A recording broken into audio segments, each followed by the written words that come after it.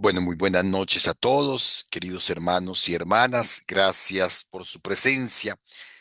Seguimos avanzando en la lectura del Evangelio según San Lucas.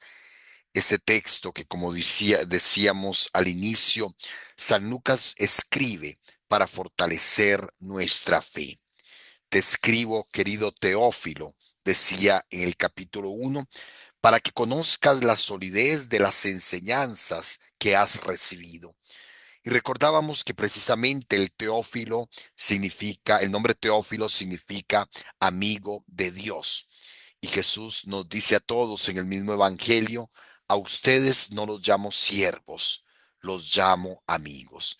Por eso podemos afirmar que San Lucas nos escribe este evangelio para que también todos y cada uno de nosotros, como creyentes que ya hemos recibido la buena noticia del evangelio, fortalezcamos, afiancemos, robustezamos nuestra fe y que esa fe sea una fe fuerte, una fe sólida, una confianza plena y total en Jesucristo el Señor.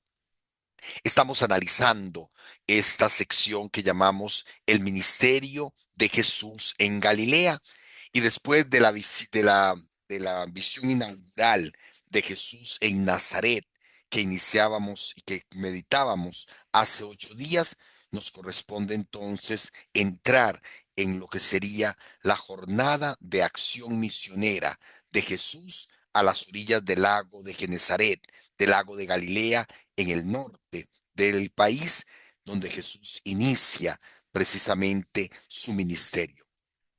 Vamos a invocar la presencia del Espíritu para que sea Él el que nos anime, el que nos acompañe, el que nos ilumine en este caminar de este día. En el nombre del Padre, del Hijo y del Espíritu Santo. Amén. Te alabamos, te bendecimos, te adoramos y te glorificamos, Señor, por tu infinita bondad y tu misericordia. Te damos gracias por todos los favores y beneficios que hemos recibido de tus manos. Te damos gracias por el don de la fe. Te damos gracias por la posibilidad que nos permites de encontrarnos hoy como hermanos en torno a la palabra, para escucharte, para profundizar en el misterio de la salvación. Te pedimos, Señor, que por intercesión de María Santísima, el Espíritu Santo venga de nuevo sobre todos y cada uno de nosotros, para que dirija nuestras palabras, nuestros sentimientos, nuestros pensamientos, para que abra nuestro entendimiento y podamos ser conducidos por Él hacia la verdad plena. Te lo pedimos a ti, que vives y reinas inmortal y glorioso por los siglos de los siglos. Amén. Bueno, de nuevo, muy buenas noches a todos, hermanos. Hace 8 días, terminando la sección en que nos encontrábamos con Jesús en la sinagoga de Nazaret, en ese texto programático del Evangelio de Lucas, pasamos ahora a los inicios de Jesús en el ministerio, en su ministerio público, en lo que llamamos la jornada de acción misionera en Cafarnaúm, ¿verdad? Recordemos que hace 8 días leíamos el texto que Jesús bajó a Cafarnaúm, ¿verdad? Y que realiza una serie de acciones que terminan precisamente con Jesús en oración, y que ¿verdad? Retirado a un lugar solitario, ¿verdad? Y que la gente lo sigue buscando. En esta sección analizábamos hace 8 días el sumario de actividad, la curación de un endemoniado en la sinagoga, que es lo que vamos a escuchar hoy, numerosas curaciones que nos presenta San Lucas, y después la salida y visita a otras regiones.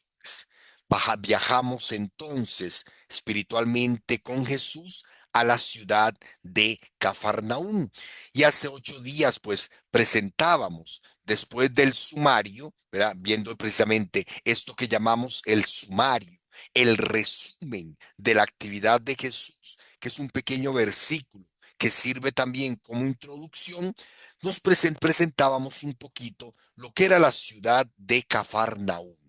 ciudad importantísima en la tradición cristiana, en la tradición del evangelio, de los evangelios sinópticos, porque se convierte como el centro de estrategia, como el centro de operaciones, diríamos hoy, de Jesús en su ministerio público en Galilea.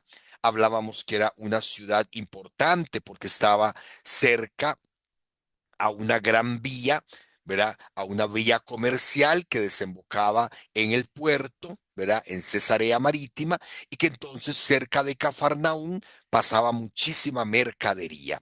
Era una ciudad formada por judíos y también por paganos, porque ahí estaban los romanos, ¿verdad? Hay pruebas de que allí estuvo parte de un ejército, ¿verdad? Parte del ejército de, una de soldados romanos, ¿verdad? Entonces, una ciudad importante y presentábamos algunos de los puntos más importantes, la sinagoga, ¿verdad? De Cafarnaún, que hoy la que visitan los turistas, la que se nos presenta allí, no es la de tiempos de Jesús, pero sí debajo de esta construcción de la sinagoga se han encontrado restos de la sinagoga del siglo primero, que sería la sinagoga que fue testigo de la acción de Jesús, que acción que nos presentan los evangelios sinópticos y que da mucha importancia también el evangelio de Juan, ya que es en la sinagoga de Nazaret, perdón, de Cafarnaún, donde Jesús da el discurso eucarístico sobre el pan vivo. Hablábamos también de que en Cafarnaún se ha ubicado desde tiempos muy antiguos una casa que fue convertido en lugar de culto, ¿verdad? Y que se le conoce como la casa de Pedro. Explicábamos las razones de esta iglesia, ¿verdad? Que decíamos que no es muy estética, muy bonita, pero bueno, hubo que hacerla así por una cuestión muy funcional para salvar los restos arqueológicos y que el lugar de Cafarnaún siguiera perteneciendo a la custodia de los frailes franciscanos, ¿verdad? En Tierra Santa. Decíamos también, ¿verdad? De Cafarnaún, ¿verdad? Bueno, lo de la sinagoga del siglo primero, y empezábamos analizando el sumario de actividad. Y recordemos que los sumarios son muy típicos en el Evangelio de San Lucas. El sumario es ese versículo que se hace muchas veces como repetitivo, que resume, ¿verdad? Por eso lo llamamos sumario, que resume la actividad de Jesús en pocas palabras. Aquí se nos habla de Jesús que enseñaba sábados, ¿verdad? Los sábados se supone que en la sinagoga, ¿verdad? En el sábado, el día sagrado para los judíos, y decíamos que entonces San Lucas nos presenta a Jesús actuando en el tiempo y en el espacio sagrado para los judíos, en la sinagoga y en sábado. Nos lo presenta como un verdadero maestro que habla con autoridad. Esa autoridad que radica en la fuerza del Espíritu, que es el que unge a Jesús para su misión profética, ¿verdad? Desde el momento mismo del bautismo. Veíamos entonces, después de este pequeño sumario, y aquí habíamos quedado hace 8 días, nos corresponde ahora la primera escena que sería la curación de de un endemoniado, ¿verdad? Jesús que cura a un endemoniado en en la sinagoga de Cafarnaúm. Alguno que nos ayude, por favor, con la lectura del texto. Estamos hablando del capítulo 4, versículos del 33 al 37. La curación del endemoniado en Cafarnaúm. Padre, ¿le leo? Por favor, ¿sí? ¿De la Biblia mía o de aquí de la presentación? Puede ser de la presentación, don Andrés, por favor. Sí. Había en la sinagoga un hombre que tenía el espíritu de un demonio inmundo y se puso a gritar a grandes voces. Ah, ¿qué tenemos nosotros contigo, Jesús de Nazaret? ¿Has venido a destruirnos? Sé quién eres tú, el Santo de Dios. Jesús entonces le conminó diciendo, cállate y sal de él. Y el demonio arrojándole en medio salió de él sin hacerle ningún daño. Quedaron todos pasmados y se decían unos a otros, ¿Qué palabra esta? Manda con autoridad y poder a los espíritus inmundos y salen, y su fama se extendió por todos los lugares de la región. Muy bien. Este es el texto que vamos a ir analizando. En el Evangelio de Lucas se pueden detectar cuatro categorías de los relatos de milagros. Lo que nosotros normalmente entendemos como un milagro, como un signo extraordinario, en San Lucas los podríamos agrupar en cuatro categorías distintas. Lo que llamamos propiamente exorcismos, los relatos de curaciones, donde Jesús cura a un enfermo físico, los relatos de resurrecciones o de vuelta a la vida, de revivir los difuntos, y los milagros que tienen que ver con la naturaleza, cuando calma el mar, cuando multiplica los panes, en fin, esas cuatro categorías. Aquí nos presenta la categoría de un exorcismo, ¿verdad? Que no es la única vez, también en el capítulo 8, en el capítulo 9 y en el capítulo 11 vamos a encontrar exorcismos realizados por Jesús, donde se habla expresamente de la expulsión de un demonio o de un espíritu inmundo. En este caso, se reconoce, ¿verdad? Un esquema en la categoría exorcismo. El demonio primero reconoce la personalidad del exorcista y entabla un verdadero combate con él. Veamos que aquí se presenta, ahorita vamos a volver a leer el texto, el espíritu reconoce y habla a Jesús, sabemos quién eres, lo reconoce, ¿verdad? Después, el exorcista, en este caso Jesús, conmina, ¿verdad? Al demonio con una amenaza o con un imperativo, da una orden, ¿verdad? Un mandato, en este caso, cállate y sal de él.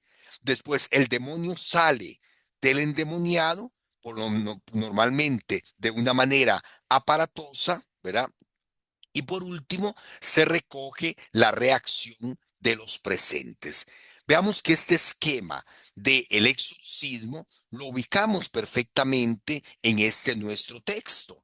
Llama mucho la atención y es algo que nos pone a pensar cuál es la intención de San Lucas, porque vea que estamos dentro del espacio sagrado. Había en la sinagoga, ¿verdad? Y eso es algo que los especialistas no logran todavía ponerse de acuerdo. ¿Cómo es posible que en el lugar sagrado, que en la sinagoga, esté el demonio, un espíritu inmundo? Sabemos por la esencia, la naturaleza misma del mal, que el mal no soporta el bien. Dios no soporta, perdón, el mal, el enemigo no soporta a Dios.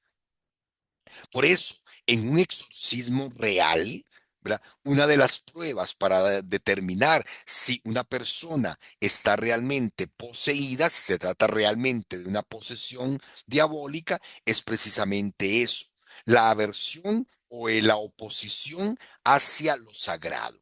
Hacia lo sagrado. Nosotros podemos tener muchísimas ideas, algunas de ellas no muy correctas, acerca de los exorcismos, sobre todo por las películas, pero se sabe que una persona en la posibilidad de que una persona estuviera endemoniada no soporta lo sagrado.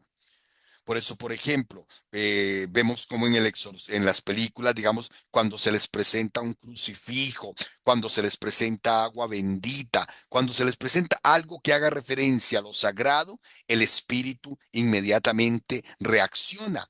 Sin embargo, San Lucas no entra en esos detalles, ni tampoco es su interés, nos pone en el lugar sagrado de los judíos, en una sinagoga, un hombre, perdón, que tenía un espíritu inmundo.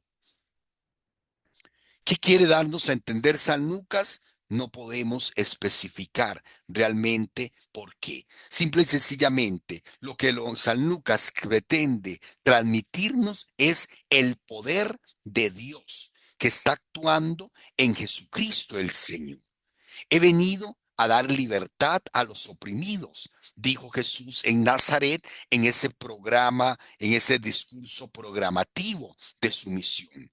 Y entonces San Lucas lo presenta precisamente liberando a un ser humano del poder del mal, que viene a ser como una síntesis de toda la misión de Jesús. Ha venido a liberarnos del poder del enemigo, ha venido a rescatarnos del poder del mal, ha venido a hacer presente la soberanía de Dios sobre toda la humanidad y la creación. Por eso empieza hablando del reino, ¿verdad? Entonces vemos cómo y el espíritu inmundo lo reconoce. Lo que el hombre no es capaz de reconocer en un primer momento, incluso de Nazaret, lo hicieron expulsado, no lo aceptaron, ¿verdad? No aceptaron su mensaje. Aquí el espíritu inmundo, el enemigo reconoce, sé quién eres tú, el santo de Dios, ¿verdad? Tiene la capacidad, el espíritu, por encima del ser humano. El hombre no reconoce en un primer momento a Jesús como Dios. Los espíritus, con solo verlo, saben de que están de frente al santo de Dios. Viene entonces la acción conminante, ¿verdad? La orden de Jesús, cállate, el enemigo está hablando y le cállate y sal de él. Y vea que por solo decirlo Jesús, sin ninguna otra acción más que por el poder de su palabra, el demonio sale de él sin hacerle ningún daño. Cómo el poder de Dios es capaz de restablecer, ¿verdad? Y de proteger la dignidad de uno de sus hijos. Jesús ha venido a liberarnos del mal. Y en ese proceso de liberarnos del mal, Jesús no permite que el mal dañe a su hijo. El hombre no sufre, ¿verdad? No sufre en aquel momento por la salida del demonio.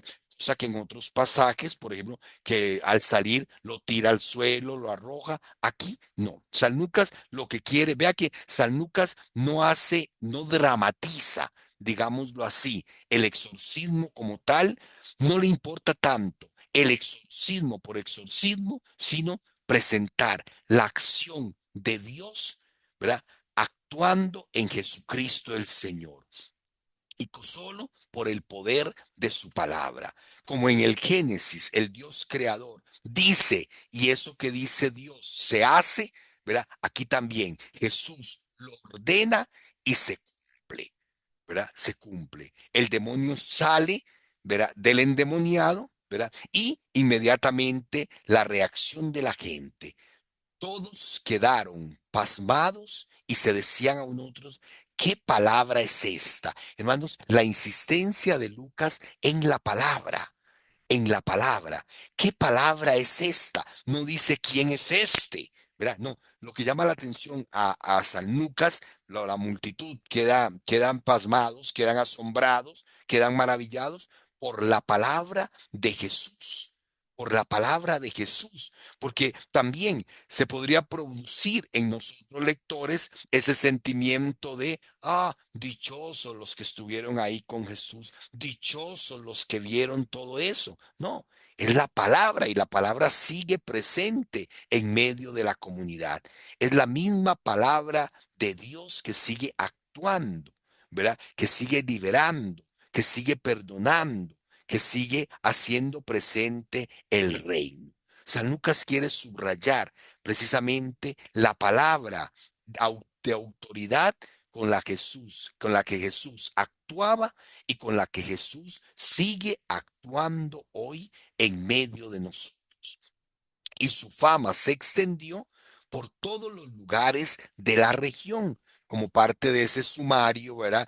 A Jesús actúa y su fama sigue creciendo, aunque eso no signifique una adhesión tal de todos. Una cosa es oír hablar de Jesús, una cosa es conocer a Jesús y otra cosa es creer en Jesús.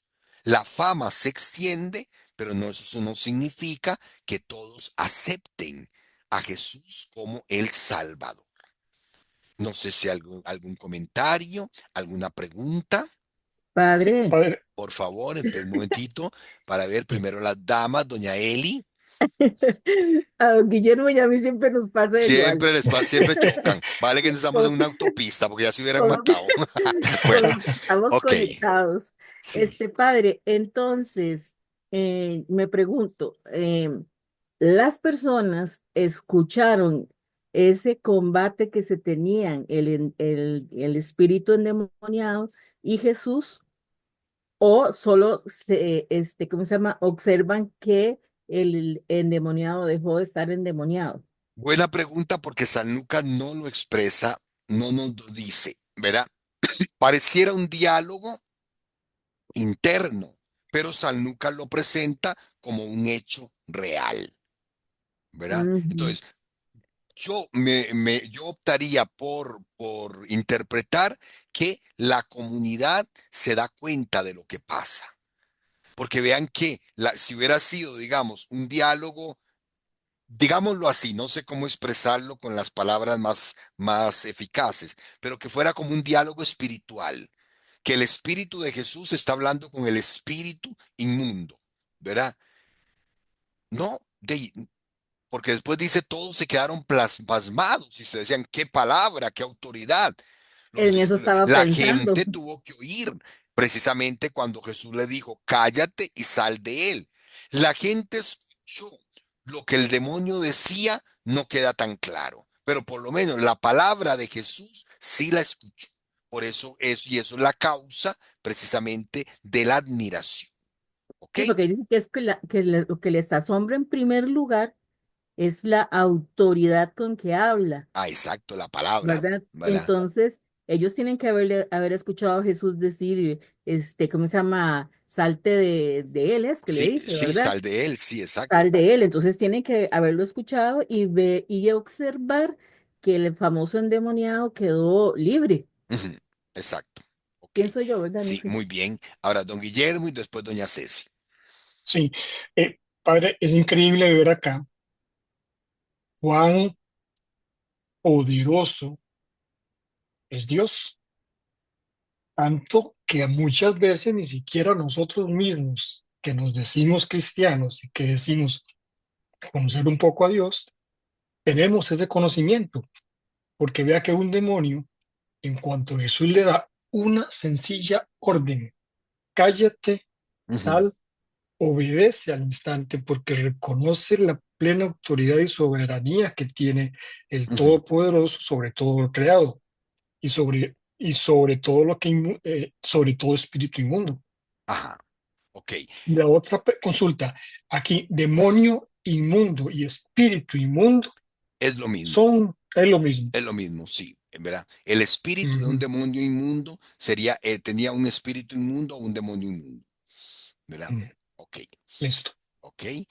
Sí, sobre todo, digamos, es curioso, ¿verdad? Porque siempre en el Evangelio los demonios reconocen, primero que los humanos, quién es Jesús.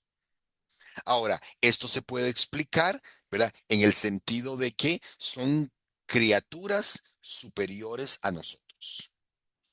En el orden de la creación, el mundo espiritual está por encima del mundo material, Cosa es ¿verdad? oír, ¿Verdad? Entonces, en ese sentido, los otra demonios tienen cosa es capacidades oír, más superiores a las nuestras, otra ¿ok? cosa es Muy bien, Correcto. sigue conocer y otra cosa es... doña Ceci. Sí, buenas noches. Sí, padre, a mí me llama, bueno, aparte de lo que dijeron los compañeros sobre si habló en voz alta, me llama la atención y el demonio arrojándolo en medio salió como yo en medio de todos los que estaban ahí o en Ujú, medio de la sinagoga, como así, como imagino así, como que lo aventó en medio, no ujú, sé si en la sinagoga, la gente, sí. pero es como lo visual. Ajá, exacto.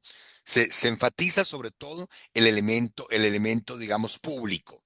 Fue un acto público, ¿verdad? Fue un acto público y precisamente en ver cómo sale el demonio es que ellos reconocen hasta los espíritus inmundos, ¿verdad? Le obedecen, ¿ok? Ahora, para nosotros hoy, ¿qué nos dice ese texto? ¿verdad? Igual, llama mucho la atención, siempre, ¿verdad? Porque vean que literalmente San Lucas no está dándole demasiado importancia al hecho como tal.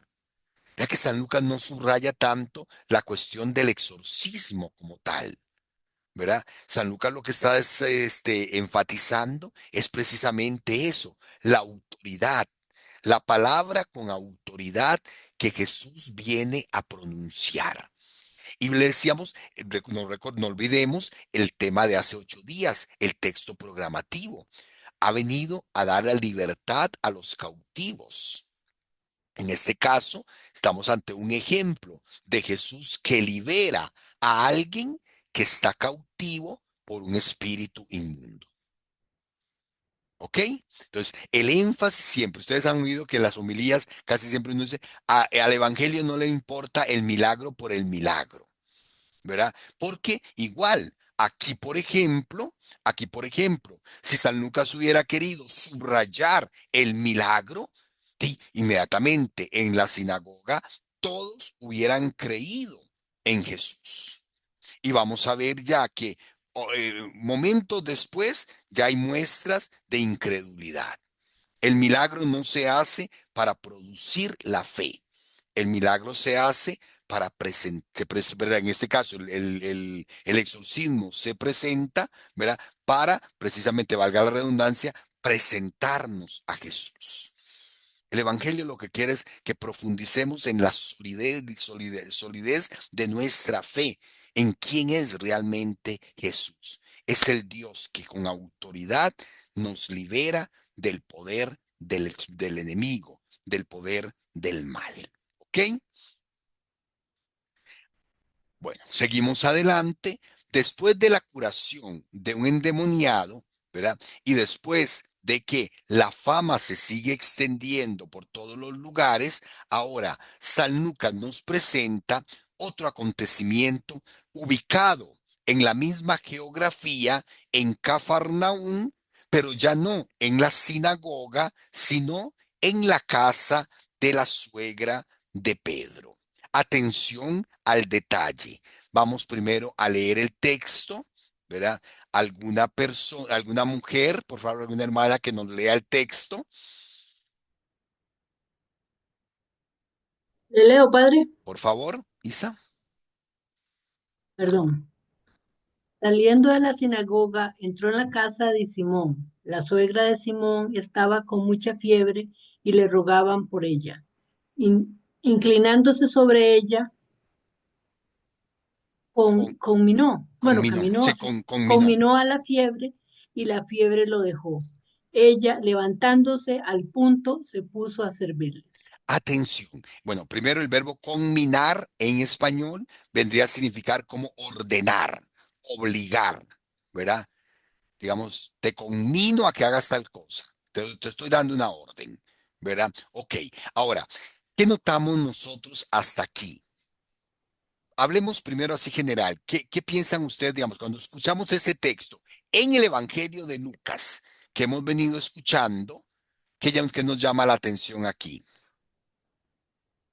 Bueno, yo diría de que Jesús está cumpliendo su agenda muy al pie de Bueno, la letra. aparte de eso, ¿qué más? Muy bien, sí, una jornada muy, muy ardua. Vamos a verla porque no Ujú. termina aquí. Ok, ¿qué más? ¿Qué personaje se menciona aquí? La suegra de Pedro. ¿La suegra de quién? De Pedro, Pedro, Bueno, aquí no dice Pedro. Simón, Simón. Simón. ¿Y quién es Simón? ¿Quién es Pedro. Simón? ¿Y cómo sabe usted que Simón es Pedro? Ajá. Ah, porque en Atención, la lo que palabra, quiero es Pura que veamos deducción. es que aquí todavía no se ha mencionado a ningún discípulo. Jesús no ha llamado a nadie todavía. Ni le ha cambiado el nombre Noten que, tampoco. ¿verdad? Notemos que a diferencia del Evangelio de Marcos, Jesús lo primero que hace es llamar a los discípulos. Aquí no.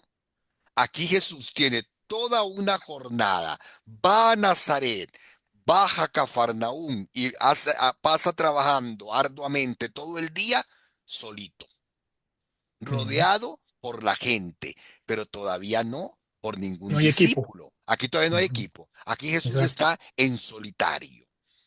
Pero llama la atención que ya, de alguna manera, aunque la comunidad cristiana ya sabe quién es Pedro, como nosotros también, pero aquí el Evangelio no nos ha presentado todavía a Pedro, ni nos ha hablado de una relación de Jesús con Pedro. Eso va a pasar en el capítulo siguiente que esperamos ver hoy, que fue el Evangelio que escuchamos el domingo. ¿Ok? Entonces veamos que sí. Ahora, atención. ¿Qué pasó en los versículos anteriores? Lo acabamos de ver. ¿Qué hizo Jesús? Habló con autoridad a la Pero fiebre, ¿qué hizo Jesús para que la gente se diera sanó, cuenta que habló con autoridad? sanó a la suegra, No, le antes, en el quitó. de antes, doña Ceci. Ay, Expulsó al espíritu maligno. ¿De quién? De, de, ¿Qué la dice el De uno expulsó que texto? estaba ahí. Ah, había en la sinagoga De un un... endemoniado.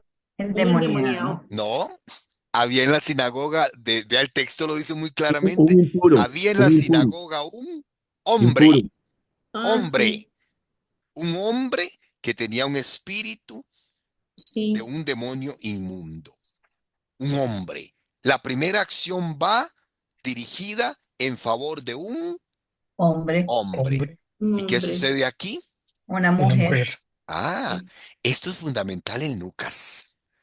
Doña Ceci, ya te doy la palabra. En Lucas es fundamental la cuestión del género, ¿verdad? Jesús actúa en favor de un hombre, en favor de una mujer. El pastor que pierde la oveja, la mujer que pierde la moneda. Siempre Pedro nos va a presentar digámoslo así, el lado masculino y el lado femenino.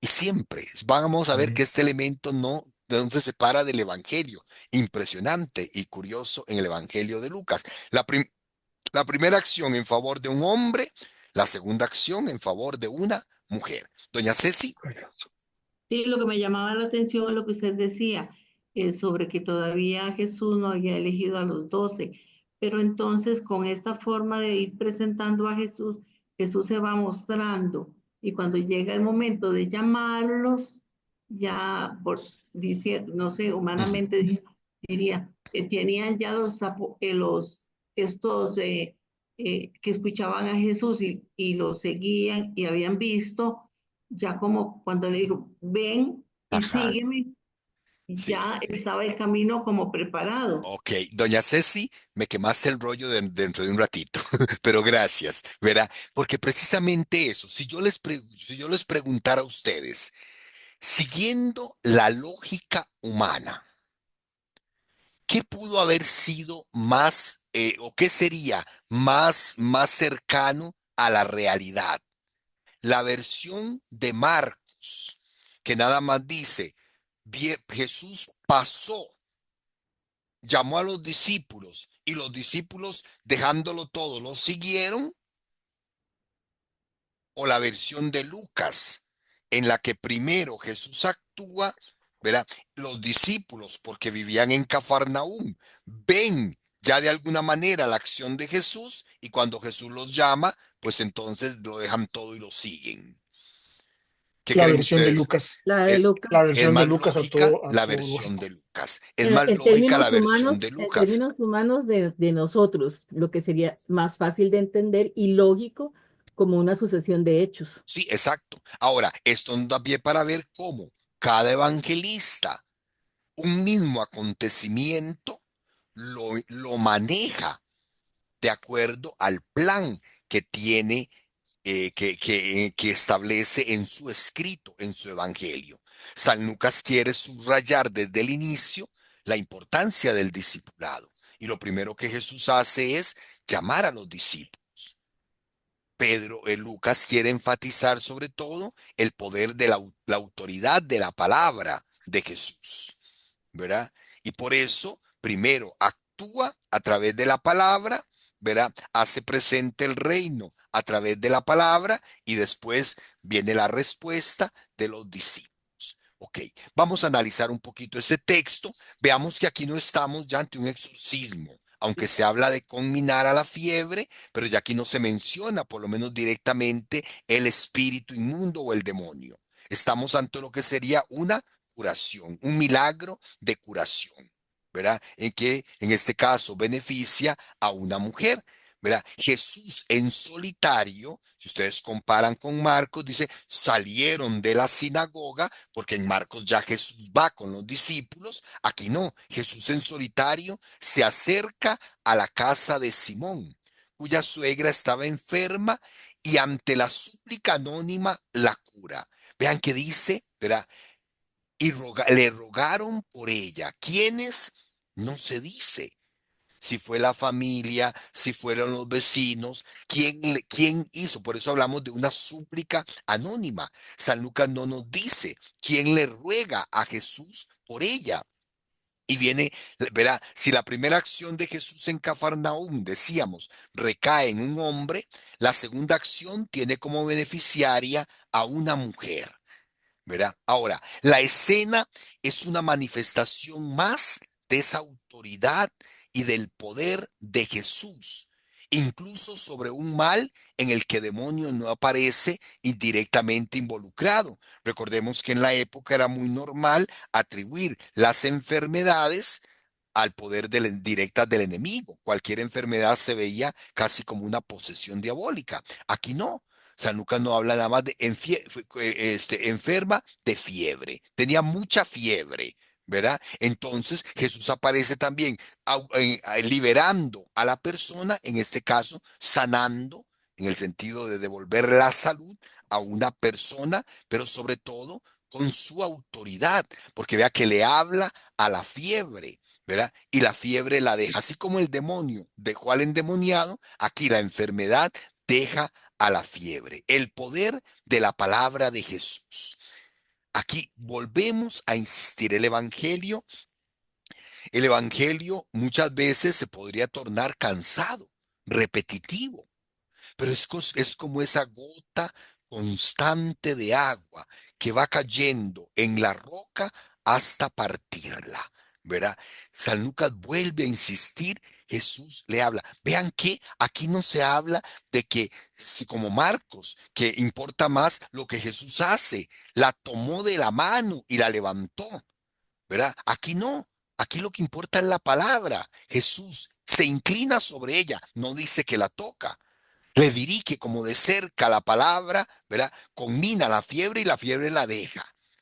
Lo importante para Lucas es el poder de la palabra de Jesús, porque sobre todo lo que les decía, Lucas está dirigiendo su evangelio a una comunidad cristiana,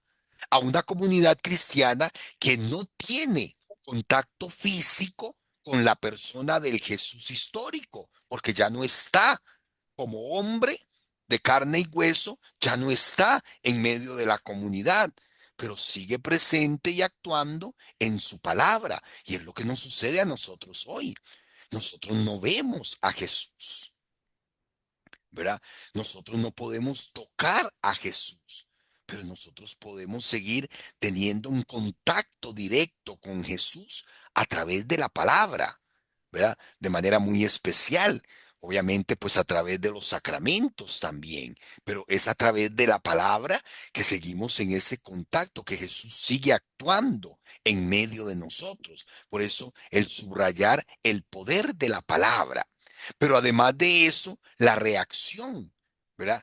Levantándose inmediatamente, levantándose al punto, se puso a servirles. Vean cómo a San Lucas se le pasa ahí el plural, ¿verdad? Se le pasa el plural, porque en Marcos, que es la base, decía que Jesús llegó con Andrés y Pedro a la casa de Pedro y que la suegra estaba enferma. Entonces da a entender que la suegra se puso a servir a Jesús, a Pedro y a Andrés. Aquí no, aquí Jesús va solo, pero a Lucas se le pasa ese servirles, ese plural.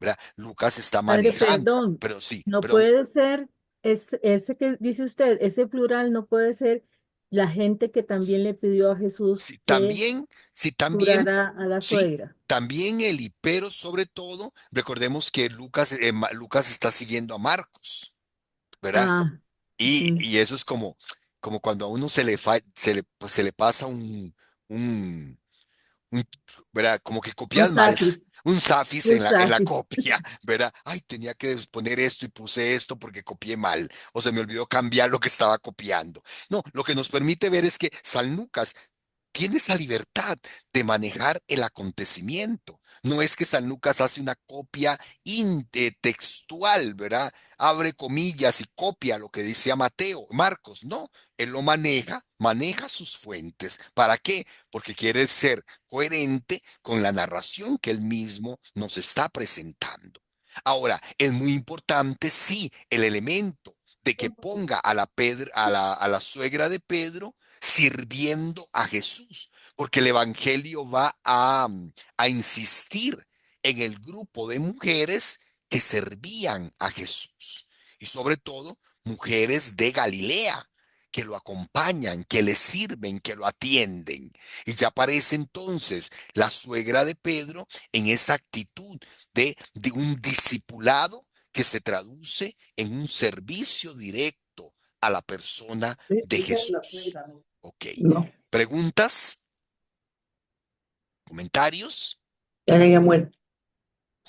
Bueno, ok.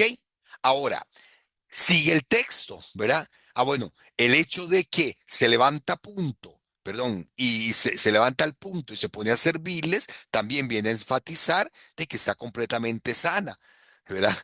Como decíamos, no quedó atontada por la calentura que le dio, por la fiebre que le dio, ¿verdad? Cuando a uno le da una temperatura alta, ¿verdad? Y uno sabe que cuesta recuperarse. El organismo sufre ese cambio brusco de temperatura. En este caso, ¿verdad? El ponerse a servir, ¿qué nos está diciendo? Que quedó completamente sana, que quedó completamente sana.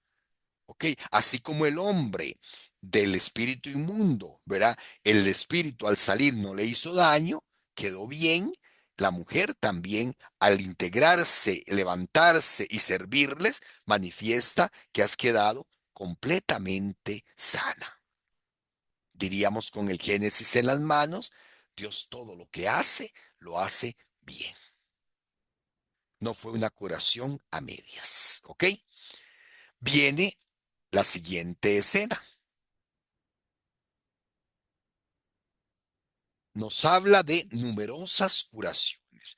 Podríamos decir, ¿verdad? Marcos en eso es más enfático en las menciones cronológicas, en la mañana, a mediodía, al atardecer. San Lucas aquí, ¿verdad? Al ponernos esto a la puesta del sol, ¿verdad?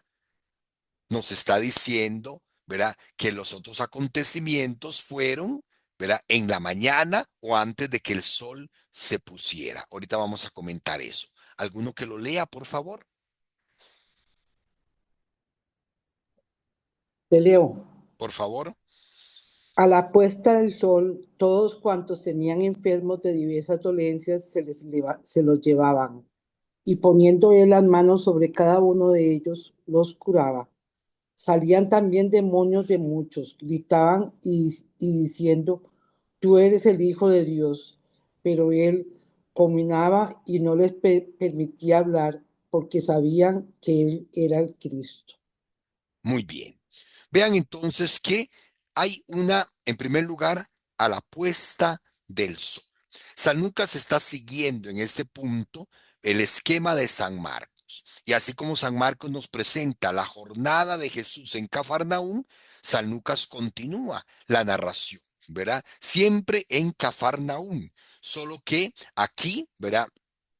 Como hemos anotado adelante, esta narración también corresponde a uno de los sumarios de actividad, porque vea que no se explica, no se especifica cuál enfermo o de qué enfermedad o qué hizo o qué no hizo. No, simple y sencillamente se habla en términos generales, ¿verdad? Es uno de los sumarios de actividad en donde Lucas nos presenta a Jesús una vez más ejerciendo ese ministerio de curaciones y exorcismos. Ahora, a la puesta del sol, no solamente está hablando del atardecer, sino que el día sagrado de los judíos, porque recordemos que cuando estaba en la sinagoga era sábado, ¿verdad? A la puesta del sol, ya terminado oficialmente el sábado, ha terminado oficialmente el tiempo sagrado de los judíos. Entonces, Jesús, ¿verdad? Y ya no está en la sinagoga. ¿Verdad? Ya no está en la sinagoga. Suponemos por el texto anterior que está en la casa de Pedro. Entonces, Jesús actúa en el lugar y en el tiempo sagrado para los israelitas, pero Jesús no limita su actividad a ese espacio o a ese tiempo o a ese momento. Jesús continúa su actividad fuera de la sinagoga y en cualquier momento de la semana, en cualquier momento del día. ¿Verdad? Por eso, pasado la puesta del sol, además que es lógico, porque estando en sábado no podían cargar a los enfermos. Recordemos que eso estaba prohibido también por la ley. Era un esfuerzo, era un trabajo. Sin embargo, aquí ya pasado el sábado, la gente es más libre de poder traer los enfermos, ¿verdad? Y Jesús es libre también de actuar fuera del tiempo y del lugar sagrado. Ahora, aquí es importantísimo, sobre todo en este sumario de actividad, recalcar los títulos que los demonios están utilizando. Reconocen a Jesús como el Hijo de Dios y reconocen a Jesús como el Cristo, el Mesías. Los que ya hicieron el Evangelio de Marcos, acuérdense que esos eran los dos títulos más importantes que utiliza San Marcos. Empieza San Marcos en el Evangelio 1:1, Evangelio de comienzo del Evangelio de Jesús, el Cristo, el Hijo de Dios. Y toda la primera parte del Evangelio se va a trabajar sobre todo en la dimensión mesiánica de Jesús y en la segunda parte en la del Hijo de Dios. Pedro en Marcos reconoce a Jesús como el Cristo, el Mesías. El centurión romano reconoce a Jesús como Hijo de Dios. San Lucas aquí nos ha presentado ya en los evangelios de la infancia a Jesús como el Mesías, como el Salvador, como Hijo de Dios, porque ya lo había presentado así desde el momento mismo de la anunciación a María, ¿verdad? Será llamado Hijo de Dios, el poder del Altísimo vendrá, ¿verdad? Y será Hijo de Dios y Cristo. Entonces son dos títulos que ya San Lucas nos ha presentado en el Evangelio y que ahora subraya en este sumario de actividad poniéndolos en boca de los demonios, ¿verdad? Y sin embargo, dice Jesús conminaba y no les permitía hablar porque sabían que era el Cristo. San Lucas, a pesar de que nos da esta información de la orden de Jesús de guardar silencio, ¿verdad? No es uno de los elementos claves en su composición, ¿verdad? El secreto mesiánico, como si lo es en el Evangelio de Marcos. Aquí simple y sencillamente Lucas está siguiendo la información que obtiene de Marcos, ¿verdad? Los discípulos de los demonios identifican, reconocen a Jesús en su verdadera identidad. Es el Mesías, el ungido, y es hijo de Dios. Ok. ¿Preguntas?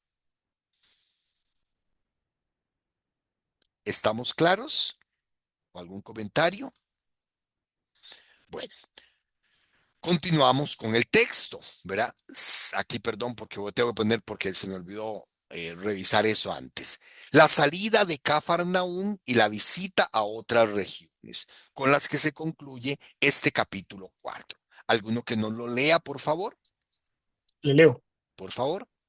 Dice, al hacerse de día, salió y se fue a un lugar solitario. La gente le andaba buscando y llegando donde él, trataban de retenerle para que no los dejara. Pero él les dijo, también a otras ciudades tengo que anunciar la buena nueva del reino de Dios, porque a esto he sido enviado. E iba predicando por las sinagogas de Judea. Muy bien. Sigo insistiendo, Lucas está siguiendo el esquema que presenta San Marcos en la primera jornada de Cafarnaúm. Al atardecer, siguió curando siguió expulsando demonios, ¿verdad? Y al amanecer sale a un lugar solitario. Aquí lo que llama la atención es que San Marcos dice se fue a un lugar solitario para hacer oración. San Lucas no. Más bien San Lucas quita eso de hacer oración. Y lo que nos llama la atención es que ¿por qué San Lucas lo quitó? ¿Verdad? Sí, San Lucas es el evangelio que insiste más en la oración. Aquí se podríamos decir que fue una pifiada de Lucas, ¿verdad? Porque hubiera quedado genial que hubiera dejado lo que dice Marcos. Sin embargo, San Lucas no lo pone, ¿verdad? Pero da a entender que Jesús va a lugares solitarios a hacer oración. En otros textos más adelante lo va a insistir, ¿verdad? Sobre todo en los momentos de las grandes decisiones. Y aquí San Lucas no dice para qué fue a los lugares solitarios. En Marcos son los discípulos los que lo buscan. Aquí, como todavía no se ha hablado de los discípulos, es la gente la que lo busca, dice, y trataban de retenerle para que no les dejara. Atención, contrario a la primera escena en Nazaret. Si en Nazaret fue rechazado por los suyos, que querían despeñarlo, ¿verdad? En Cafarnaúm, más bien, quieren retenerlo. Y en ninguna de las dos lo logran. ¿Por qué? Porque el puesto de pie en Nazaret siguió su camino. Aquí explica por qué. Porque necesita, ¿verdad? Es necesario que también otras ciudades reciban la buena nueva del reino de Dios. Y esto es importante porque es la primera vez en el Evangelio de Lucas que se menciona el reino de Dios. Si nosotros leemos San Marcos, desde el primer momento, ¿verdad? En San Marcos, desde el primer momento dice que Jesús dice en el capítulo 1, versículo 14, proclamar la buena la nueva buena de Dios, el tiempo se ha cumplido, el reino de Dios está cerca. Conviértanse y crean en el evangelio. Aquí no. Aquí, hasta en este momento, es donde Jesús habla y se presenta como el predicador del reino de Dios. Es decir, aquel que tiene que enseñarle a la humanidad la soberanía de Dios sobre ella misma, que es precisamente lo que ya ha hecho, expulsando a los demonios. Expulsa a los demonios, ¿por qué? Porque es Dios, porque tiene poder sobre los demonios, porque es el que manda en este mundo y en todo el universo, ¿verdad? Entonces vean que lo que ya venía haciendo, ahora San Lucas nos lo presenta ya, digamos, de una forma más, más específica y denominándolo reino de Dios. Y Jesús se reconoce como el que viene a predicar, a anunciar el evangelio del reino de Dios, la buena noticia de la soberanía de Dios sobre la humanidad. Incluso reconoce que para eso ha sido enviado. Doña Ceci. Atención, esto que dice, iba predicando por las sinagogas de Judea. Entonces ya ahora está en el sur. Ok, ahora, se me adelantó, doña Ceci, porque también es un chasco que se le pasa a Lucas, ¿verdad? Porque en ningún momento Jesús en estos primeros capítulos aparece en Judea. Entonces, es una prueba de que Lucas no conocía bien la Tierra Santa, posiblemente. Porque sí, lo dice, pero vamos a ver que en ningún momento en esta primera parte del Evangelio aparece en ningún momento en Judea. Empezó en Judea porque el bautismo lo ubica ahí, subió a Galilea, pero en ningún momento dice que bajó otra vez a Judea, hasta después del capítulo 9, cuando se dirige en el camino la subida hacia Jerusalén.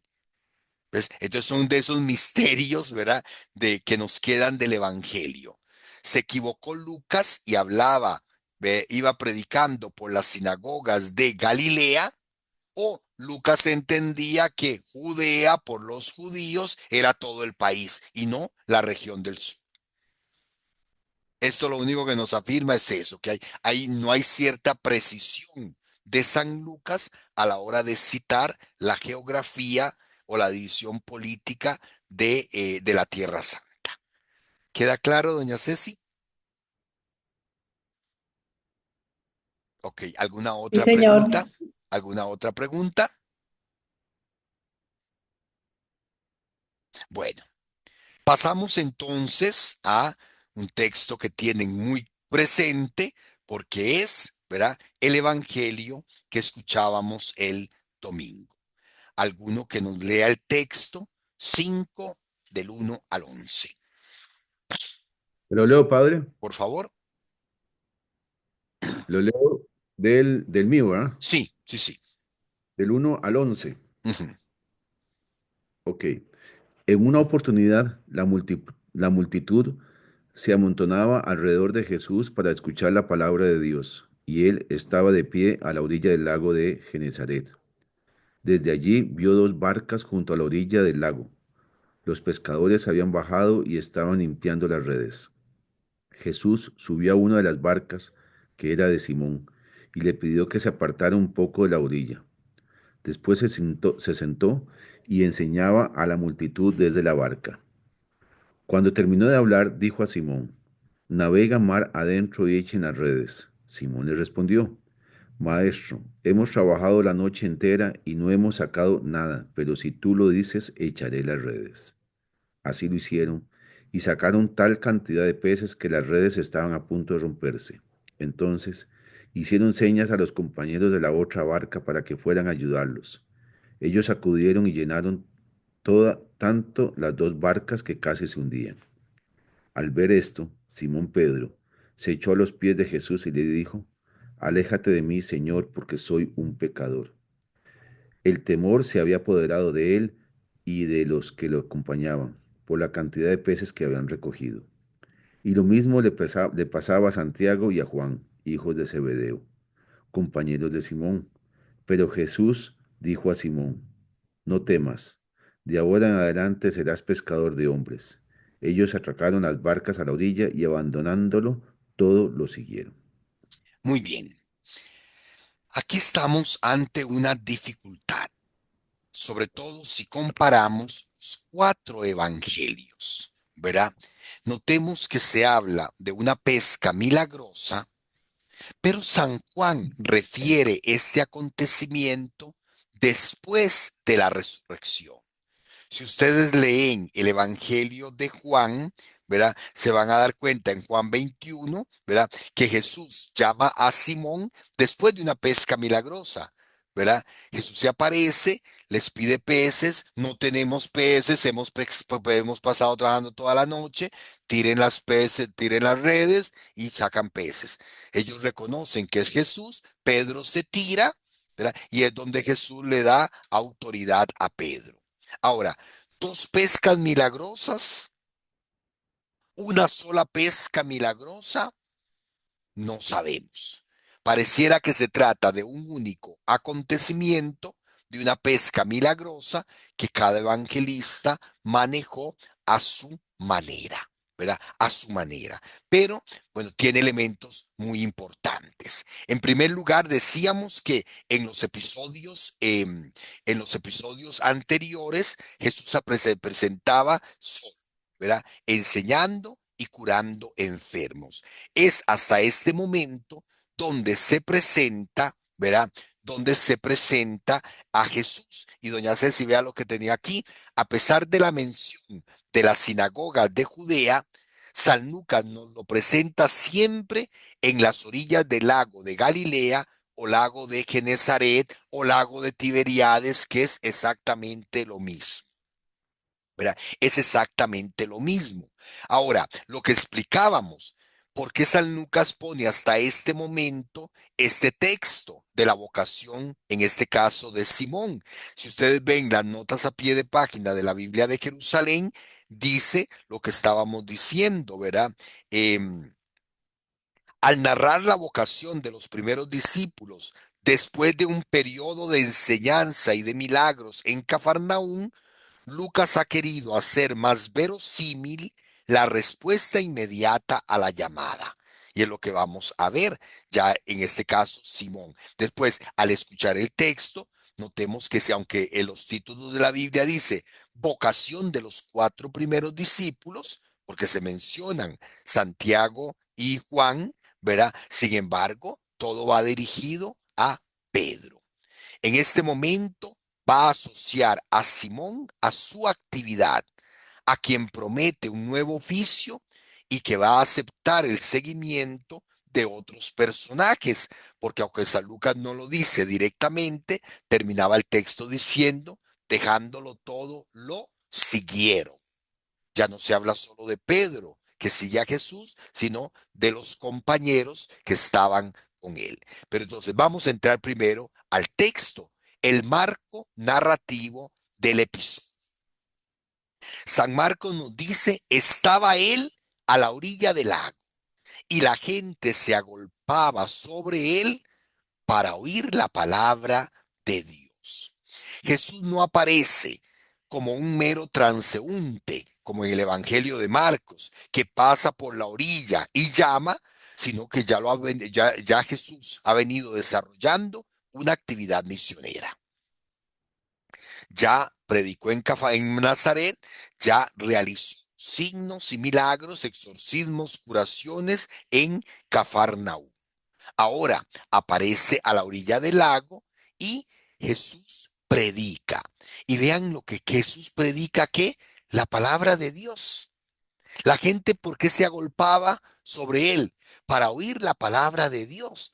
Vuelve a insistir San Lucas en la palabra. Yo el domingo decía a la gente, Jesús es el que nos viene a hablar de la palabra, porque toda la palabra que Dios había pronunciado a través de los profetas de Israel se cumple en Jesús. De hecho, recordemos el texto de Isaías en Nazaret, ¿verdad? En el Evangelio de Lucas, Jesús dice, hoy se ha cumplido esta palabra.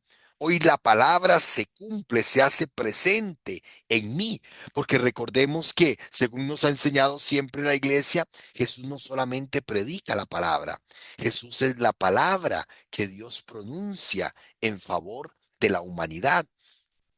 El verbo se hizo carne, la palabra se hizo carne. Jesús es la palabra que Dios nos dirige a nosotros hoy, ¿verdad? Esto es el tema lucano por excelencia. Imagínense que la expresión palabra de Dios, que no aparece en los otros evangelios sinópticos, aparece 4 veces en el Evangelio de Lucas y 14 veces en los Hechos de los Apóstoles, que es la segunda parte del Evangelio. O sea que aparece 18 veces esta expresión y ya es muy importante la cantidad de veces que nos hace precisamente calificar este tema como un tema lucano, ¿verdad? Como un tema preferido por San Lucas. Jesús es el que hace presente, ¿verdad? Y predica la palabra. Él es la palabra. ¿Y por qué esta insistencia de Lucas? Ya se lo dije, porque Lucas está dirigiendo su evangelio a comunidades cristianas que no conocieron a Jesús, pero que escuchan y creen en la palabra, en la palabra. Ahora, la gente se agolpaba en torno a él para oír. Notemos cómo el texto empieza enfatizando el sentido del oído. ¿Oír qué? La palabra. Oír la palabra. Entonces, esto es como el marco narrativo, como la introducción que San Lucas nos presenta en este episodio de la vocación de Pedro, ¿verdad? Dice también, siguiendo en este marco narrativo, cuando vio 2 barcas que estaban a la orilla, los pescadores habían bajado de ellas y lavaban las redes. Para los pescadores era una faena que ha terminado, una jornada de trabajo que ha terminado, y ha terminado en fracaso. Más adelante vamos a oír a Pedro decir, hemos pasado bregando, tirando las redes toda la noche y no hemos pescado nada. Pero vean que esas dos barcas a la orilla del lago, nos hablan de una faena que ha terminado en fracaso, de los pescadores que están fuera, habían bajado de la barca, estaban lavando las redes.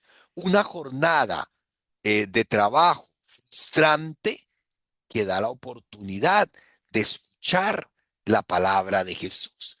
Porque cuando ellos estaban lavando las redes, Jesús estaba predicando la palabra.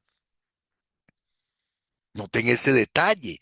Lo que para los discípulos fue un fracaso, les dio la oportunidad de escuchar la palabra. No sé, le pregunto a alguno de ustedes, ¿verdad? Le pregunto a Laurita, Laurita, ¿qué hubiera pasado si los discípulos hubieran tenido una buena pesca? ¿Qué pensás vos que hubiera pasado si ese día los discípulos hubieran tenido una buena pesca o una pesca normal? No una pesca milagrosa, una pesca normal. ¿Qué hubiera tenido que pasar? Laura o Jenny, que abrió el micrófono. ¿Qué creen ustedes? Que no le hubieran puesto mucha atención. ¿Por qué, Jenny? Porque hubieran tenido que irse a trasladar los peces y Sí, posiblemente irlos a vender o llevarlos al mercado o venderlos, salir a vender. sí. Entonces, lo que fue un fracaso, un aparente fracaso, se convirtió en una oportunidad para conocer a Jesús. Qué lindo este detalle. A mí me llamó mucho la atención cuando lo medité el domingo, ¿verdad? Antes de predicar. Yo, a veces nuestros fracasos, a veces nuestras caídas, a veces eso, nuestros fracasos, Dios los convierte en oportunidades para que nos acerquemos a Él. A mí por lo menos me encantó esa idea. ¿Ok? Ahora, estamos hablando de las barcas y tengo que decirles que hace algún tiempo, no mucho, ¿verdad? Algunos pescadores de Galilea hubo una sequía y se encontraron, ¿verdad? Hubo una gran sequía y bajó mucho el nivel del agua y se encontraron los restos de una barca. Y con las pruebas de carbono 14 resulta que son restos de una barca del siglo primero.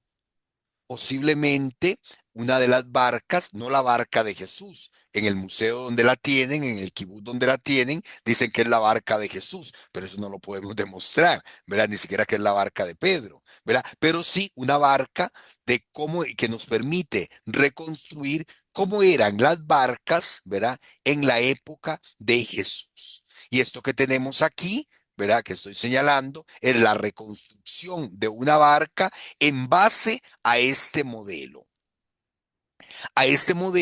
que los mismos propietarios del museo donde se encuentra saben que no va a ser algo para siempre, porque de hecho la tienen en una pecera, ¿verdad?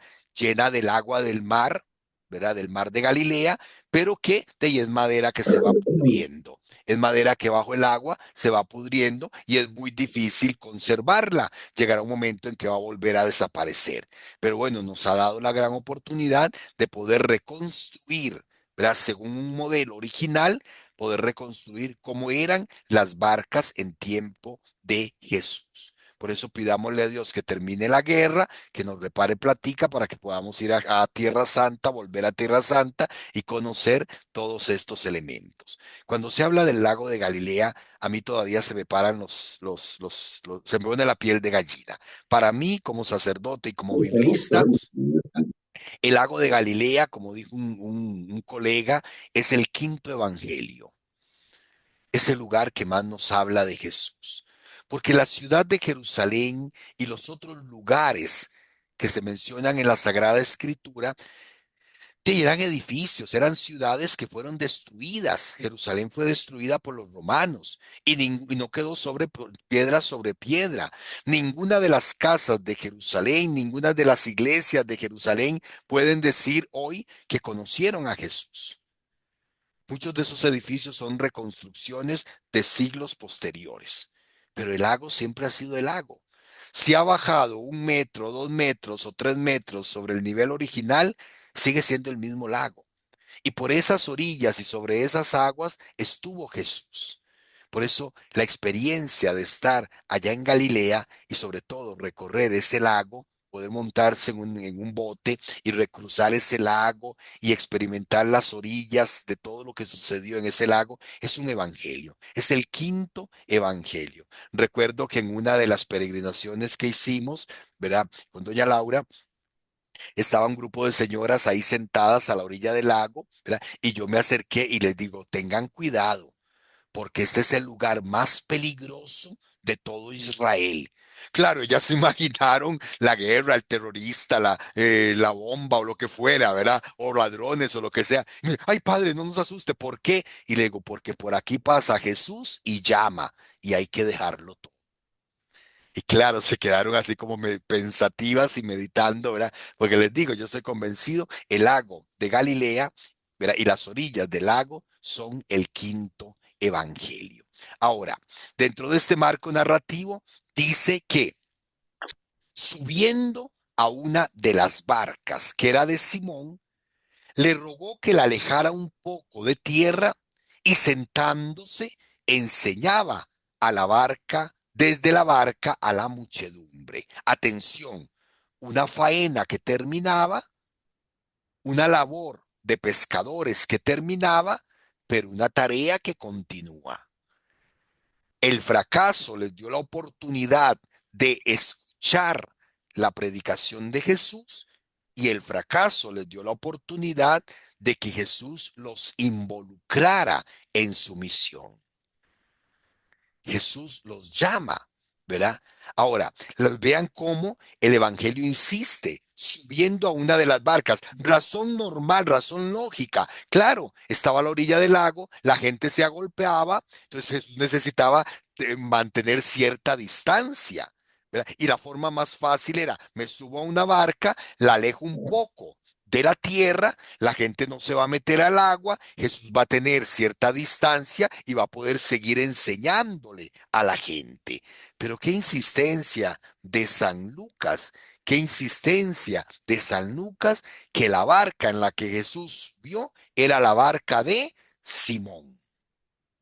Era la barca de Simón. Le rogó, ¿verdad? Y dice el texto, la barca de Simón le sirve a Jesús como cátedra. ¿Qué significa cátedra?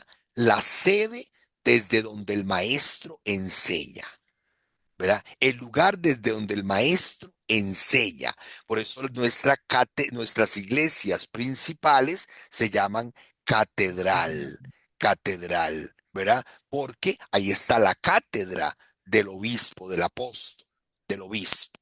Por eso se llama catedral, donde está la cátedra. Y vean cómo dice, y desde la barca de Pedro, sentándose, noten ese detalle.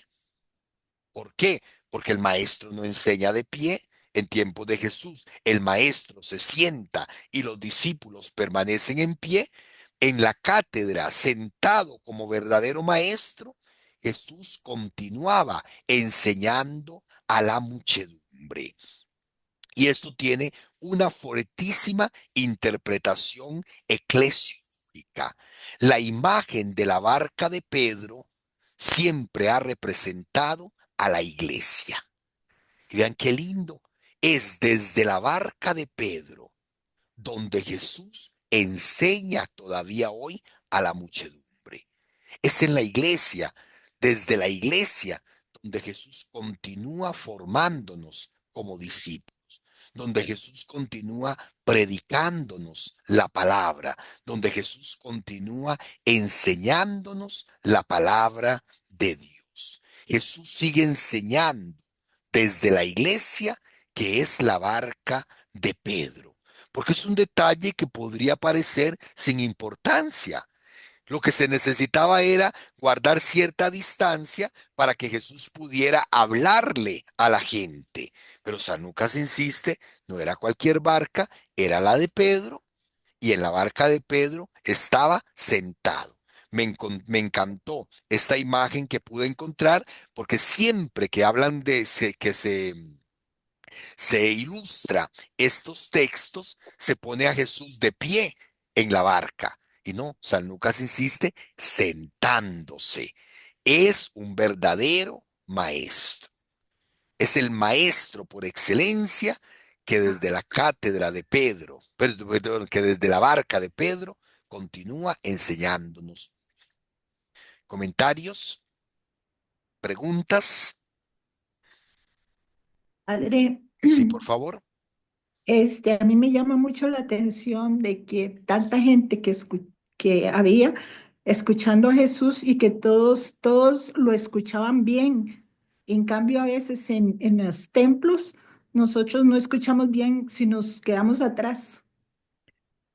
No solamente por un problema técnico, Ajá. pésimos equipos de sonido, ¿verdad? No solamente por un problema técnico, podría ser por un problema humano, falta de preparación técnica a los lectores, ¿verdad? Pero sobre todo, doña Jenny, compañeros, porque cuando la loca de la casa se suelta, estamos fritos, decía Santa Teresa. Cuando la loca de la casa se suelta, cuando la mente se nos va por otro lado, ni nos damos cuenta en qué momento leyeron ni qué leyeron. Porque sí hay que hacer un esfuerzo muy grande para ir a escuchar la palabra. Yo siempre le digo a los lectores, tenemos que crear un ambiente propicio para que la gente pueda escuchar. A veces dice uno, por Jesucristo nuestro Señor, y no se ha sentado uno cuando ya está lector. Lectura y la gente apenas se está acomodando. Ustedes saben que uno se sienta de ahí y uno tiene que tratar de acomodar las nanchas y sentirse comodito, ¿verdad? A veces no damos tiempo ni de eso. Y cuando la gente ha terminado de acomodarse, ya la primera lectura ha terminado. ¿Verdad? Y sobre todo eso, que muchas veces se nos olvida que no es cualquiera el que está leyendo, o que es cualquiera el que está leyendo, pero lo que está haciendo es prestándole la voz a Dios que continúa hablándonos. ¿Verdad? La necesidad de oír la palabra. Y aquí, ¿verdad? Vean cómo se sigue insistiendo en este primer elemento, el oír la palabra. Jesús se sube a la barca y desde ahí enseña porque la gente lo está escuchando. Es más, el hecho de subirse a la barca es, como dice doña Jenny, para que la gente lo pudiera escuchar. Y la necesidad de oír la palabra, de oír al Señor. Al final vamos a hacer un resumen sobre eso. Ahora, una vez que nos presenta esta sección narrativa, viene ahora la llamada de Pedro. ¿Alguno que nos lo lea, por favor? Lucas 4:11. Ah, le leo, Sí, padre, por favor. del 4 al 11. Sí. Te voy a ir interrumpiendo, pero no te preocupes. ¿Ok? Eh,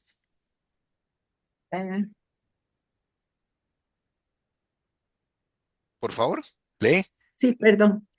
Cuando acabó su discurso, dijo a Simón, Atención, acabó el discurso. La gente ya no está oyendo, ¿verdad? No se perdón, insiste ya aquí en el sentido del oído. Cuando acabó su discurso, dijo a Simón, rema al agua adentro y echen las redes para pescar.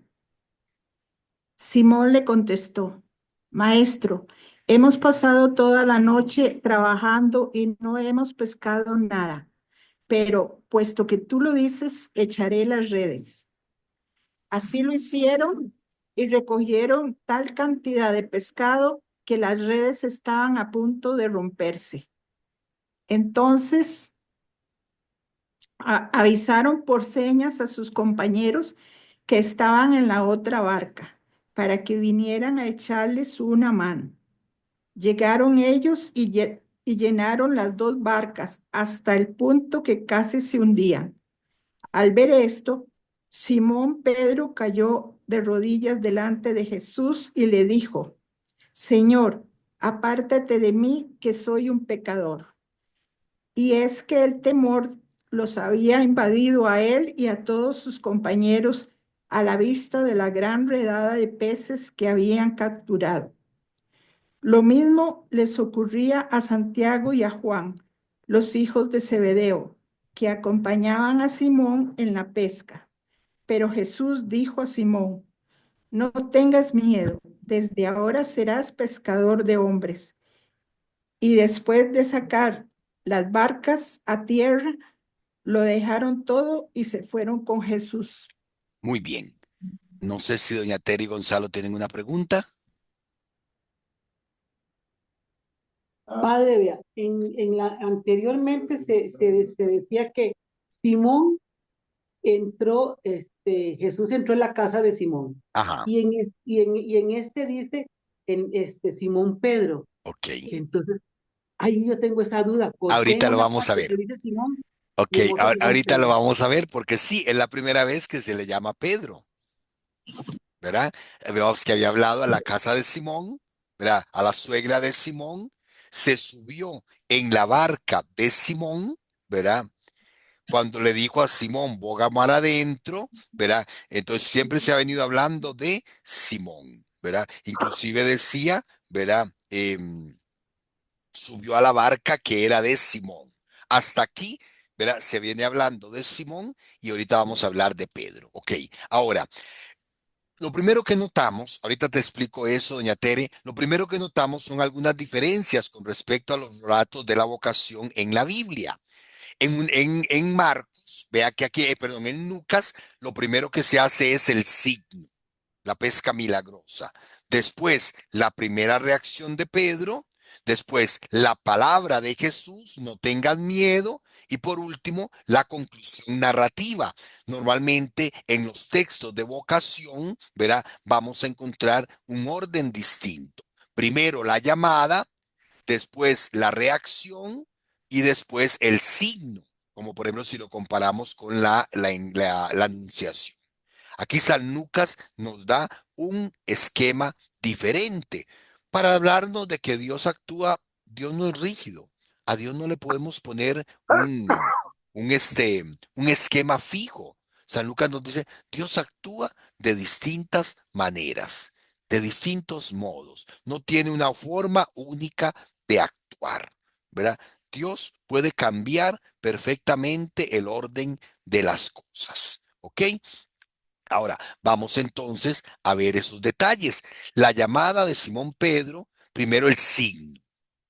Cuando acabó de hablar, le dice a Simón, ve, boga mar adentro, ¿verdad? Ahora, veamos qué bonito esto. A partir de todo, lo primero que encontramos es un paralelismo. Desde la barca, Jesús predica la palabra. Y ahora, desde la barca, Pedro tiene que lanzar las redes para pescar.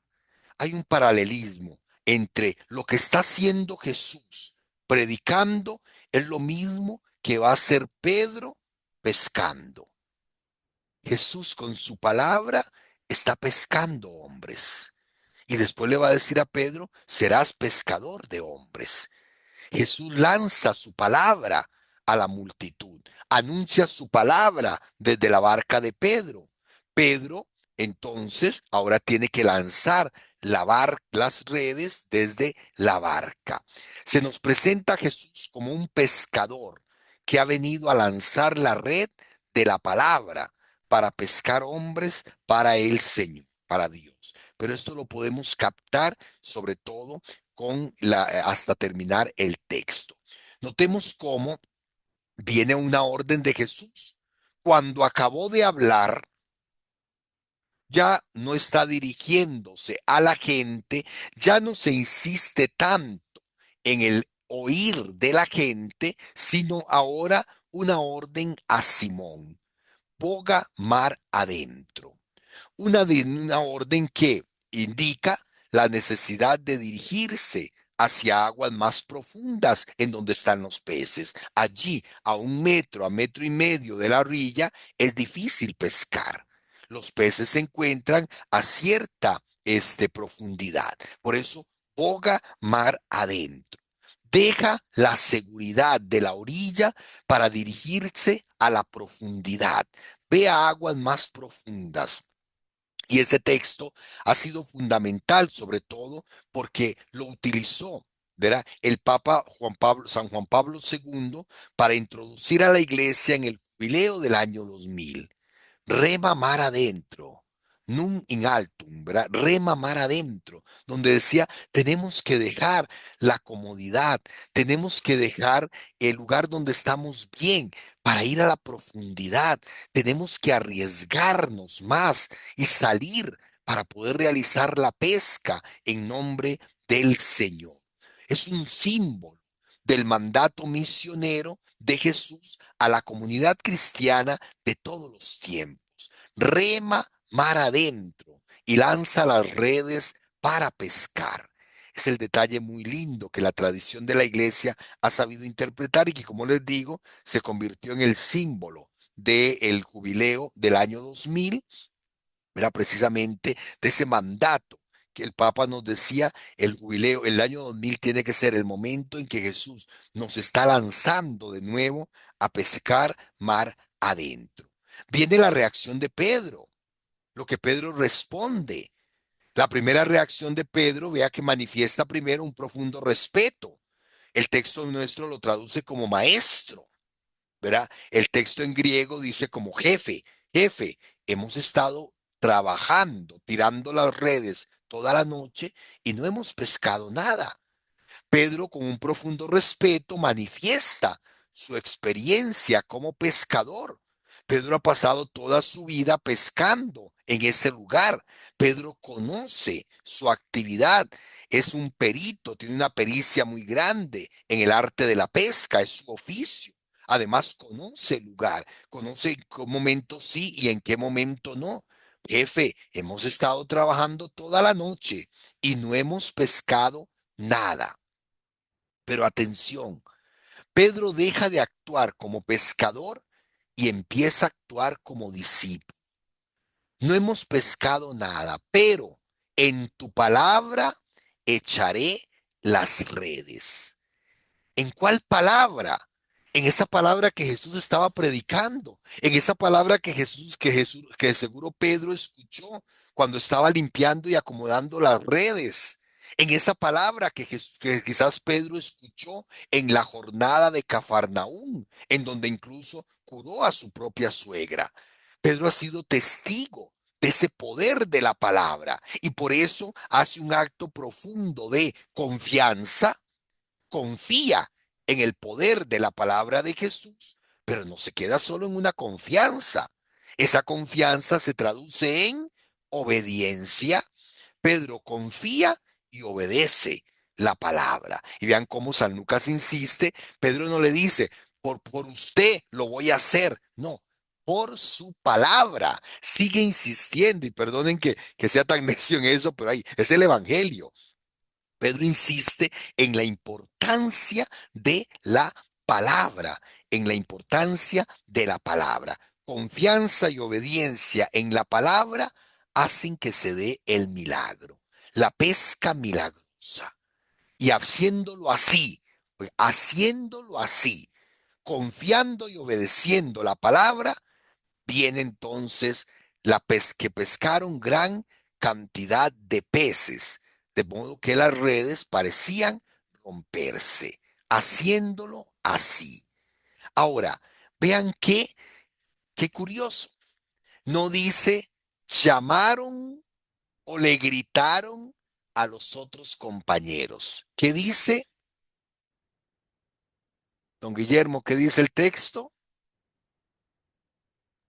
Le hicieron señas. Ok, vean que no deja de insistir en el hecho de oír, porque ¿qué es una seña? Algo visible. Usted no tiene que oír la señal, usted tiene que ver la señal. Se está insistiendo más en el ver.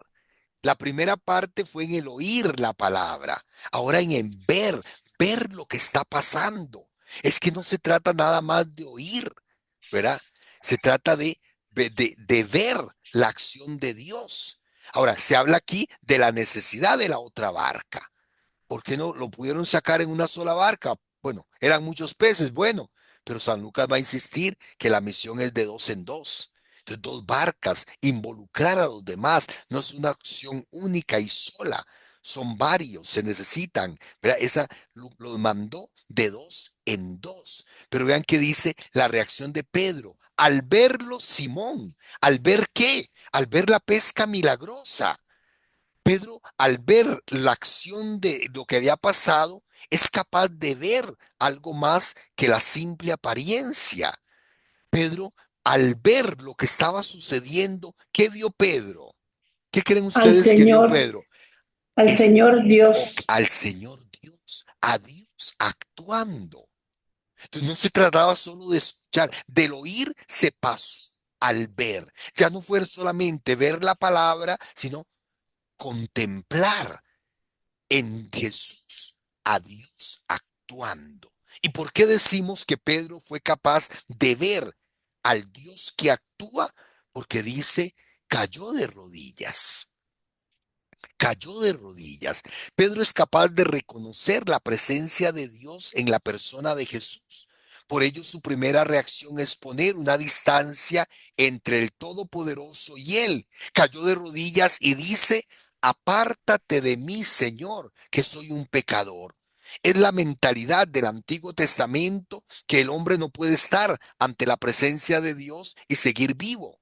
Por eso la primera lectura del domingo era la vocación de Isaías, que cuando recibe la teofanía, la presencia de Dios en el templo, dice, ay de mí, soy un hombre pecador y he visto a Dios, voy a morir, apártate de mí.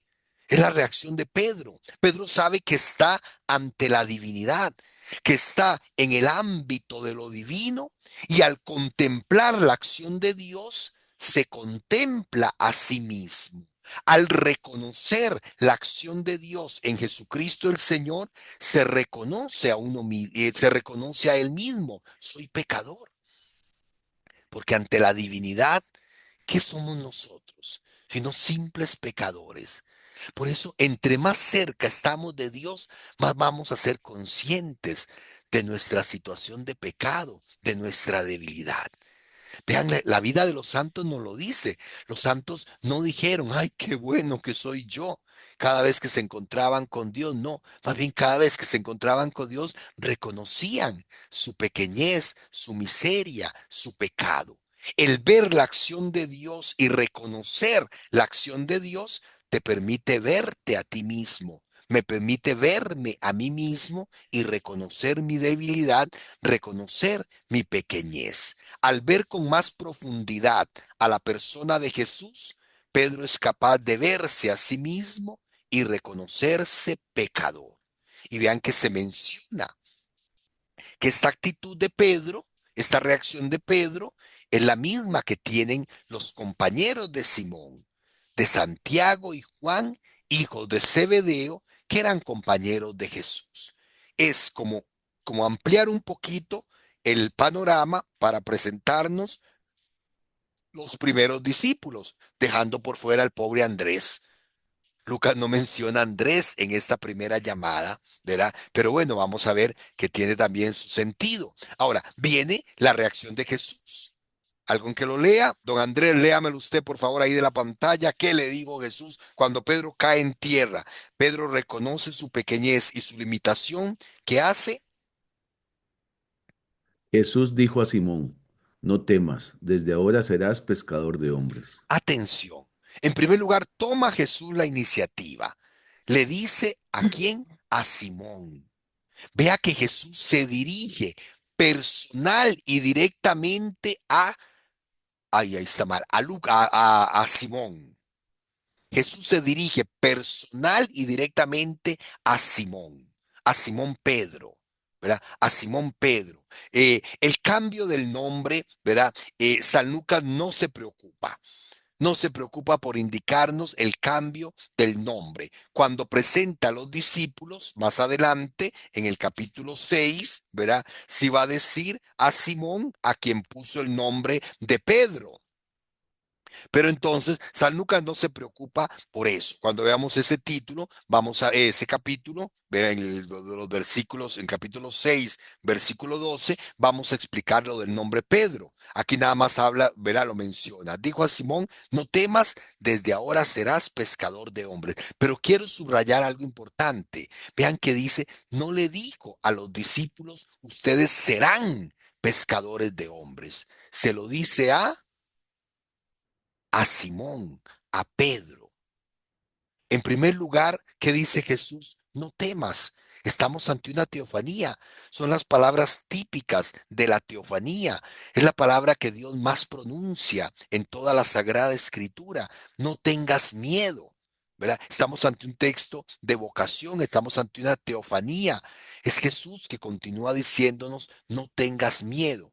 Desde ahora serás pescador de hombres. Aquí vamos a encontrar una gran diferencia con respecto a los otros evangelios. En los otros evangelios Jesús dirige estas palabras a los discípulos. Desde ahora serán pescadores de hombres. En San Lucas no. En San Lucas es una misión que Jesús da a Pedro. Jesús designa a Pedro para una nueva misión. Vea que ni siquiera le está dando una vocación. De ahora en adelante cambiarás de profesión, serás pescador de hombres. Y aquí estamos ante una comparación, ¿verdad? Ante una metáfora, ¿verdad? Muy complicada. ¿Qué significa ser pescador de hombres? ¿Verdad? ¿Qué hace un pescador? Saca los peces para convertirlos en pescados. ¿Cuál es la diferencia? Los peces están vivos, los pescados están muertos, ¿verdad? El pescador saca de su ambiente vital para dar muerte. Ahora, cuidado, porque podríamos pensar que de pescar hombres sería, ¿verdad? Si interpretamos la comparación literalmente, de sacar a los hombres de su ambiente vital. Pero no, las palabras que Jesús pide a Pedro son ese pescador de hombres, deberíamos traducirlo realmente como reunir vivos, congregar vivos, ¿verdad? Y así lo entiende Jeremías cuando habla también de os enviaré pescadores, Amós y Habacuc. La misión de Pedro es reunir a los hombres en el reino que Jesús ha venido a anunciar y a hacer presente. ¿Y por qué Lucas se lo dirige? ¿Por qué en el Evangelio de Lucas estas palabras se dirigen solo a Pedro? Porque San Lucas de alguna manera resalta la función y la misión de Pedro como cabeza de los discípulos, como cabeza de la iglesia. Según San Lucas, es la misión que le corresponde única y exclusivamente a Pedro. Y hoy ya nos para en medio de nosotros al sucesor de Pedro. Vean que es una forma muy linda de interpretar la misión del Papa. El Papa es el que congrega, el Papa es el que reúne, el Papa es el que nos mantiene en la unidad de fe en este reino que Jesús ha venido a anunciar y a construir. La función del pontífice, la función del papa, ¿verdad? Como signo de unidad y cabeza de toda la comunidad. Inmediatamente viene el final narrativo, donde el narrador dice, llevaron a llevaron a tierra las barcas y dejándolo todo, le siguieron. La acción de los discípulos, sacar la barca a tierra, dejarlo todo y seguirlo. Es decir, una radicalidad de la respuesta de los discípulos ante la acción de Jesús.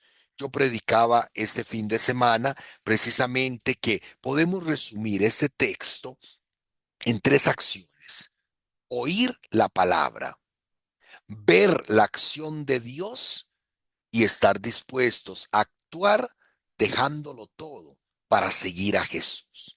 Yo les decía el domingo y el sábado y domingo en mi comunidad, pero qué nos pide Jesús dejar? ¿Qué es lo que tenemos que dejar? ¿Qué nos impide ser libres para seguir a Jesús? en una ocasión que junto con doña Laura estuvimos a la orilla del mar de Galilea. Le pedí un chance al guía y le dije, déjeme un ratito aquí con la gente a la orilla del lago. Y le dije a la gente que agarraran una piedra. Y cada uno agarró una piedra del tamaño que quisiera, de la forma que quisiera, y yo le dije, pensemos en qué nos impide seguir a Jesús. ¿Qué nos impide? ¿Qué no nos deja seguir a Jesús realmente? Luego ahora imaginariamente escriban todas esas cosas en la piedra. Y después les dije, dejemos la piedra aquí, donde los discípulos dejaron la barca y dejaron las redes, y pidámosle al Señor que nos regale ese corazón libre y generoso para poder seguirlo como verdaderos discípulos suyos. El oír la palabra, el ver la acción de Dios, el reconocer la acción de Dios en nuestra vida y el ser capaces de actuar para convertirnos en verdaderos discípulos de Jesús. ¿Preguntas? ¿Estamos? ¿Hay alguien por ahí? Estamos, es Estamos. demasiado profundo. Estamos, Estamos. sí. Bueno, Se quedaron bendito sea anonadados. Dios, de verdad son textos extraordinarios que de verdad nos damos cuenta la riqueza de la palabra de Dios. De hoy en 8 días continuaremos, ¿verdad? Ya con textos más generales que nos van a hablar de la acción de Jesús en favor de los leprosos, de los paralíticos, la llamada a Leví, ¿verdad? Y cómo Jesús se involucra con los pecadores, ¿verdad? La relación de Jesús con los que consideraban pecadores. Gloria al Padre, al Hijo y al Espíritu Santo, como era en el En el principio, ahora y principio, ahora y siempre, por los siempre, por siglos los de los siglos de los siglos. siglos. Amén. Amén. Y la bendición de Dios Todopoderoso, Padre, Hijo y Espíritu Santo, les proteja y acompañe ahora y siempre. Amén. Amén. Buenas noches a todos y muchas gracias por su atención. Gracias.